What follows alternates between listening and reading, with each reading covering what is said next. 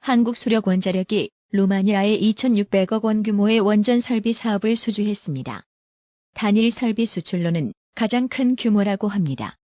탈원전 정책으로 위축됐던 우리 원전 수출이 점점 정상 궤도로 올라서고 있다는 신호일 것 같은데요.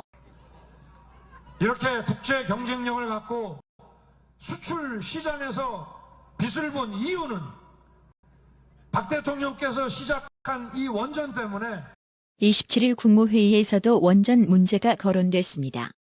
윤 대통령은 원자력은 우리 산업의 매우 중요한 기반인데 탈원전 정책으로 이 기반이 무너졌다며 문재인 좌익 정권을 직설적으로 비판했습니다. 윤 대통령은 비공개 회의에서 전력난으로 공장 가동에 차질을 빚는 외국 사례를 언급하며 우리나라는 박정희 정부 당시 산업 기반이 마련돼 지금의 성장으로 이어졌다는 점을 강조한 것으로 알려졌습니다. 윤 대통령은 특히 우리나라에선 태양광, 풍력만으로는 산업을 유지할 수 없다며 원전을 다 죽여놓으면 산업이 돌아갈 수 있느냐고 말했다고 복수의 회의 참석자가 전했습니다. 서울시 지원금 삭감 등으로 방송위기에 몰린 TBC에 이어 공영방송 간판쳐 달고 편향성 논란을 지속적으로 야기한 KBS 방송사 역시 아주 엿됐다는 소식입니다. 방송통신위원회가 27일 KBS, EBS 방송 수신료 분리징수 입법 예고를 마감했습니다.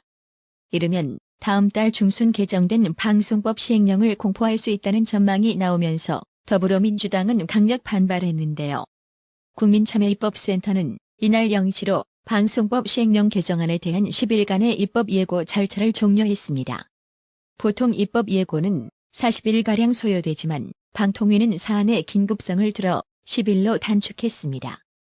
현재 방통위는 김효재 위원장 대행을 비롯한 3인 체제로 민주당 추천 묵신 김현 위원이 반대하더라도 의결할 수 있는 구조인데요.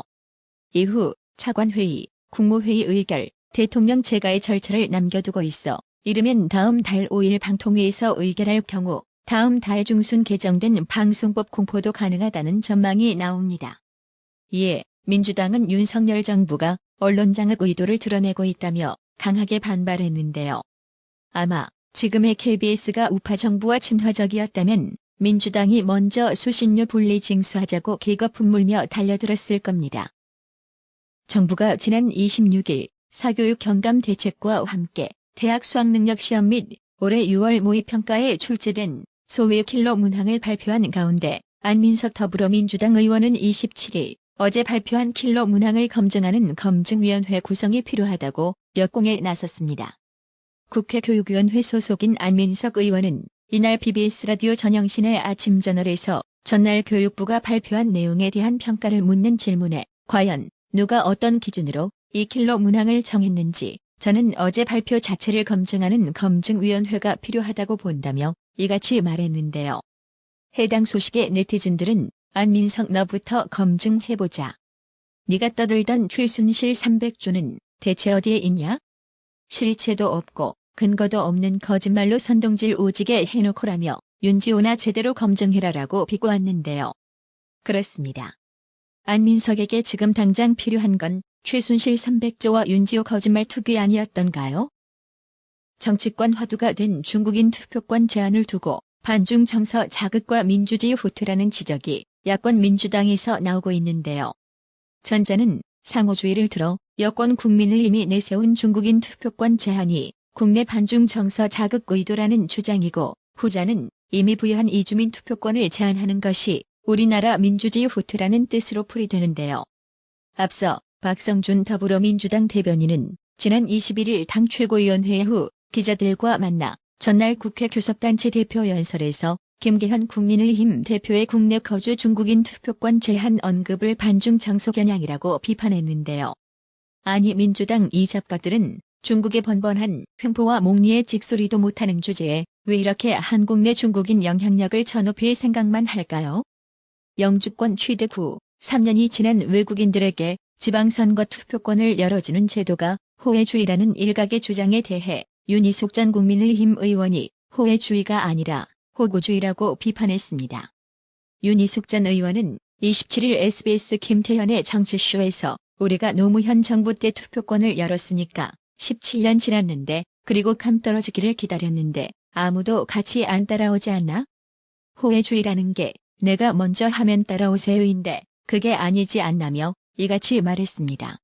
사회자가 현 정부 들어 중국과의 사이가 멀어진 느낌이라고 하자 윤희숙 전 의원은 관계가 멀어지는 느낌은 오늘 신문에도 그런 기사 났던데 중국 입장에서는 우리는 소난이 사람들이라며 왜냐하면 문재인이 중국 가서 너희는 큰 나라, 우리는 작은 나라지만 중국몽을 함께할게 이런 얘기를 하고 오지 않았나고 지적했습니다. 윤희숙 전 의원은 중국몽이라는 건 사실 아편전쟁 이전에 중국이 딱 중심에 있고 우리같이 작은 나라들이 정말 옆에서 조공 바치는 세계라며 우리나라 대통령이 중국 가서 우리가 중국몽 함께할게 이렇게 얘기하는 순간 우리가 호구가 되는 건데 우리가 앞으로 그렇게 중국한테 호구로서 계속 살아갈 거냐 이건 우리 안을 들여다보아야 되는 문제라고 했습니다. 더불어민주당 위성곤 의원이 TV토론회에 출연해 광우병에 감염된 사람 수에 대해 수십만 명이 된다고 말했습니다. 위성곤 의원은 민주당 내 후쿠시마 원전 오염수 해양투기저지 대책위원장을 맡고 있는데요. 위성곤 의원 주장은 공인된 연구 결과와는 다릅니다. 올 초 영국 정부 조사에 따르면 1995년 인간 광우병이 처음 보고된 이래 전 세계 감염자 수는 232명이었습니다. 이에 서민단국대학교 의과대학 교수가 총 환자가 200명인데 수십만 명 크크. 저런 거짓말을 태연히 하는 위성곤 의원은 민주당에 딱 맞는 인재가 확실이라고 비꼬며 그나저나 궁금하네. 위성곤 의원은 대체 무슨 데이터를 갖다 줄까?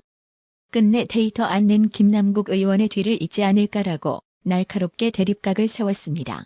서민 교수는 위성곤 의원의 발언이 사실이 아니라고 지적하며 민주당아, 니들은 광우병 안 걸렸는데도 뇌에 구멍이 숭숭 났구나. 크크. 사진은 구라까는 위성곤 의원 등의 날선 해시태그를 덧붙였습니다. 나라의 TV는 구독료 후원으로만 운영 유지되고 있으니 구독자님들의 따뜻한 정성이 필요합니다. 항상 뉴스 전달 방식에 노력하는 나라의 TV가 되겠습니다. 구독 그리고 알람 설정, 뉴스 영상 내용이 좋았다면 좋아요를 클릭해주세요.